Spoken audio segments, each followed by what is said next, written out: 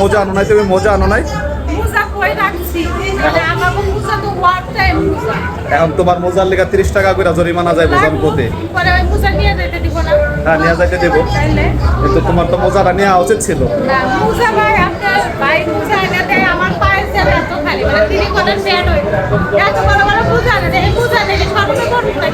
কি এমন জায়গা যে জায়গাতে আমরা মোজা ছাড়া ঢুকতে পারবো না? একটু কল্পনা করো তো বিষয়টা। বাচ্চাদের সেফটির জন্য যেন পায়ের মধ্যে কোনো ময়লা বা জীবাণু যেন না প্রবেশ করে, বাচ্চাদের শরীরে যেন না লাগে, এই জন্য আমরা এমন এক জায়গায় ঢুকবো এমন একটা জায়গায় আসছি, আমরা স্পন্সর করতেছি না।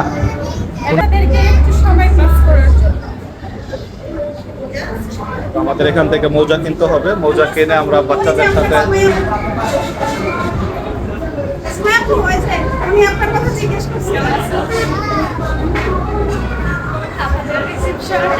এখানে আপনাদের হচ্ছে টিকিট কাটতে হবে, টিকিট কাটতে তারপরে এটার ভিতরে প্রবেশ করতে হবে। টিকিট কেটে ঢোকা লাগে। হ্যাঁ, এখানে মজার বিষয়টা হচ্ছে মোজা ছাড়া আপনাকে ঢুকতে দিবে না, এলাও না। মোজা লাগবে, কারণ এটা হচ্ছে বাচ্চাদের জন্য সেফটি। ঠিক আছে, আমরা মৌজা নিয়ে ঢুকা যাবো এখন।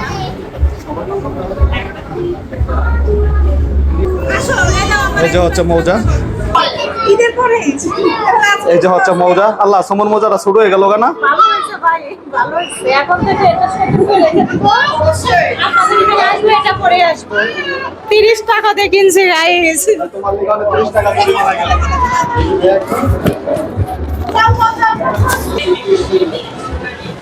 এই যে নাও তোমার টিকিট।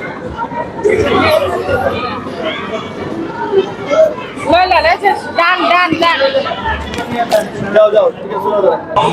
এই হচ্ছে কিড জোনে আমরা বাচ্চাদেরকে নিয়ে পরবর্তী বিনোদনে আসছি। বাচ্চাদেরকে আমরা ভিতরে ঢুকাইয়া দিলাম, এখন আমরা বাহিরে যাব। আমাদেরও টিকিট কাটা হয়েছে, আমরা কিছুক্ষণ পরে ঢুকবো। এটা আমাদের এলাকায় বাচ্চাদের জন্য একটা কিড জোনের ব্যবস্থা করা হয়েছে এখানে। এই যে বন্ধু রানা, কি রানা ঢুকবা না ভিতরে? ভিতরে ঢুকবা না? ভিতরে আমরা খাইয়া তারপরে ঢুকবো না, আমরা খাইয়া পরে ঢুকবো।